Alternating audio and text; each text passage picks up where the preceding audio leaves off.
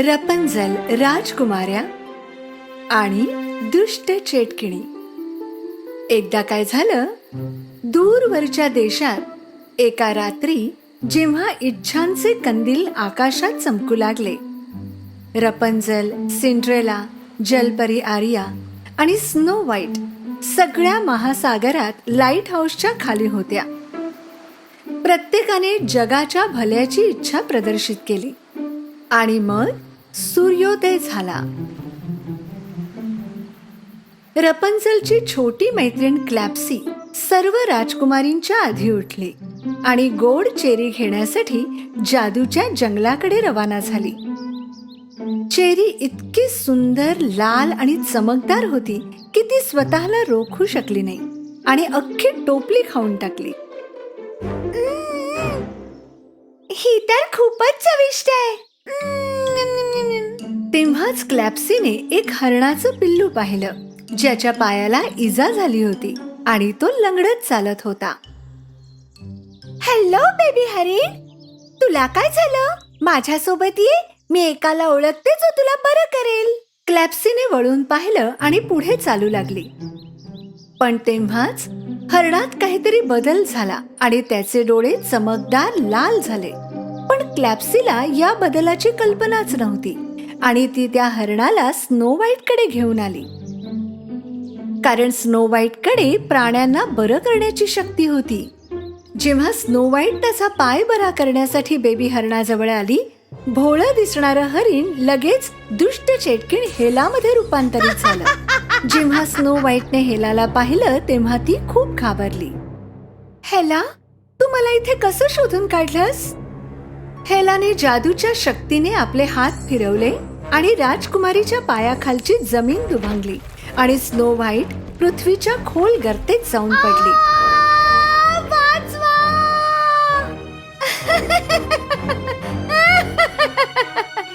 तू सडशील आणि कुरूप होशील स्नो व्हाईट.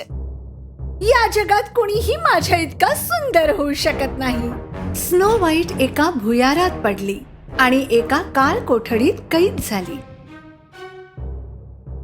पण सर्वात जास्त अन्य राजकुमारींनी स्नो व्हाईटच्या नाहीशा होण्याकडे लक्ष दिलं आणि त्या सर्वच तिला शोधायला निघाल्या.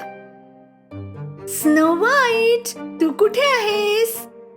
सिंड्रेला त्या जागेवरच फिरत होती जेथून स्नो व्हाईट नाहीशी झाली होती. ती 4 पावलं पुढे गेली आणि ती सुद्धा काळ कोठडीत कैद झाली. तेव्हाच जलपरी आर्याला समुद्री किनाऱ्यावर आपटणाऱ्या लाटांद्वारा एक शंख पाठवला गेला आणि तिने तो ऐकला. काय? त्या त्यांना पृथ्वीच्या खाली घेऊन गेल्या? जलपरी आर्याने शंख पुन्हा पाण्यात टाकला आणि लगेच जादूच्या जंगलात गेली. त्याच वेळी रपंजल आणि क्लॅप्सी सुद्धा त्याच जागेवर पोहोचल्या जेथून स्नो व्हाईट नाहीशी झाली होती. स्नो व्हाईट, तू कुठे आहेस? तू कुठे निघून गेलीस? रपंजल, हे बघ, जेव्हा मी तिला शेवटचं पाहिलं होतं तेव्हा ती इथेच होती. आणि ती एवढं बोलेस्तोवर जमीन पुन्हा दुभंगली आणि फक्त रपंजल आत पडली. आर्या जी तिच्याकडे धावत होती तिला जाणीव झाली की काय होतंय आणि तिने तिच्या हातांचा वापर करून रपंजलला वाटेतच रोखलं. रपंजल हवेच्या एका बुडबुड्यात अडकली आणि परत जमिनीवर आली. जेव्हा आर्या रपंजल जवळ पोहोचली तेव्हाही जमीन दुभंगलेलीच होती आणि त्यातून आवाज येत होते. कोणीतरी वाचवा, वाचवा, आम्ही इथून बाहेर पडू शकत. राजकुमारींचा आवाज ऐकून रपंजलने तिचे केस त्यांच्या मदतीसाठी खड्ड्यात सोडले. तिच्या केसांवरून आर्या खाली उतरली.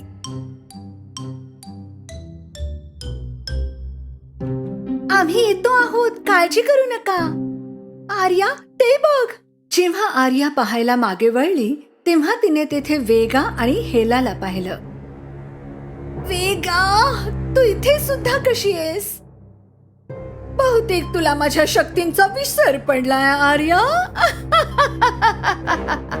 जेव्हा आर्याला अजिबात आशा नव्हती तेव्हा वेगाने तिच्या ऑक्टोपस हत्यारांनी तिच्यावर शाई फेकायला सुरुवात केली. आर्याने स्वतःला वाचवायला स्वतः भोवती एक कवच बनवलं.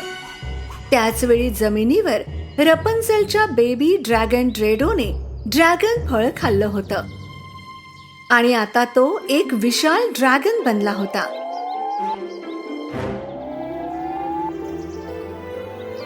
हे पाहताच रपन्झेल समजली की ड्रेडोने खूप शक्ती प्राप्त केलीये.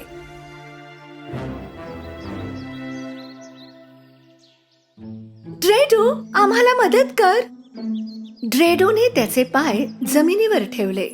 हे काय चाललंय? गुहा आपल्या अंगावर पडतंय वाटतं. आपण बहुतेक गुहेत अडकून जाऊ. हीच योग्य वेळ आहे याची जाणीव झाल्याबरोबर आर्याने तिच्या ताकदीचा पूर्ण वापर करून काळ कोठडीच्या सळ्या उघडल्या आणि स्नो व्हाईट आणि सिंड्रेलाला भुयारातून बाहेर काढलं. जरी या भुयारातून बाहेर आल्या होत्या, पण राजकुमारी अजूनही जंगलातच होत्या. खरं तर त्या जंगलाच्या मधोमध होत्या.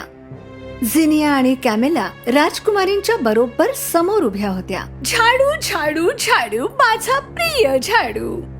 एक दगडांचा दानव बनव आणि या राजकुमारींना धडा शिकव. कॅमेल्याच्या झाडू ब्रुमीने दगडांचे तुकडे एकत्र करून ते कॅमेल्याच्या समोर ठेवले. पुरेसे दगड जमा होताच झिनियाने तिच्या जादूचा उपयोग करून एक विशालकाय दानवात त्याचं रूपांतर केलं. दगडांचा दानव राजकुमारींकडे जाऊ लागला, त्यांना इजा करण्यासाठी. रपन्झेलने तिचे केस रश्शीसारखे पसरवले आणि दगडांच्या दानवाचे पाय एकत्र बांधून टाकले. पण दगडांचा दानव पडला होता, तो हरला नव्हता. तो पुन्हा उठला आणि राजकुमारींकडे धावू लागला.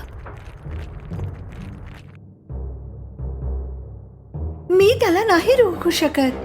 जलपरी आर्याने तिच्या शक्तींचा वापर करून दगडाच्या दानवाला हवेत उचलून दुसऱ्या दिशेने भिरकावण्याचा प्रयत्न केला, पण ती करू शकली नाही. हा खूप जड आहे, मी याला नाही उचलू शकत. आता सिंड्रेलाची पाळी होती. तिने जंगलातल्या सर्वच शक्तिशाली प्राण्यांना सहाय्यासाठी हाका मारायला सुरुवात केली. जंगलातील प्राण्यांनो, माझा आवाज ऐका. दगडांचा दानव फक्त काहीच पावलं लांब होता आणि त्यांना इजा करणारच होता. तेव्हाच आकाशात ड्रॅगन ड्रेडोने त्याची ताकद दाखवली. ड्रेडोने दगडाच्या दानवावर आपला आगीसारखा गरम श्वास सोडला. दगडांच्या दानवाचं संतुलन बिघडलं आणि जमिनीवर पडला. पण अजूनही त्याला इजा झाली नव्हती. तेव्हा ड्रॅगनने त्याच्यावर पुन्हा एकदा श्वासाच्या गरम वाफा सोडायला सुरुवात केली. तर दगडाच्या दानवाने त्याच्या हाताचा एक तुकडा तोडून ड्रॅगनवर फेकला. जलपरी आर्याने तो तुकडा तिच्या जादूने रोखून धरला आणि ड्रॅगनला इजा होऊ दिली नाही. ड्रेडोला यामुळे खूप राग आला. त्याने दगडांचा दानव त्याच्या पंजांमध्ये दाबून धरला आणि त्याला घेऊन खडकांवर उडाला. त्याने खूप खूप उंचावर जाऊन त्याला खाली फेकून दिलं आणि पडताच दगडांच्या दानवाचा चक्काचूर झाला. ड्रॅगन ड्रेडो पर्वतांमध्ये दिसू शकत होता. चेटकिणी, राजकुमारी आणि ड्रॅगनच्या शक्ती पाहून इतक्या घाबरल्या की त्या लगेच तिथून पळाल्या. जर आम्ही एकत्र आलो तर तुम्ही आम्हाला हरवूच शकणार नाही. आमच्याकडे आहेत प्राणी, ड्रॅगन आणि सुपर पॉवर्स. फक्त थोडंसं प्रेम सगळं काही बदलून टाकतं. आणि मग सर्वच राजकुमाऱ्या ड्रेडोच्या पाठीवर बसून समुद्री लाईट हाऊसकडे रवाना झाल्या. चांगुलपणाने पुन्हा एकदा वाईटावर विजय मिळवला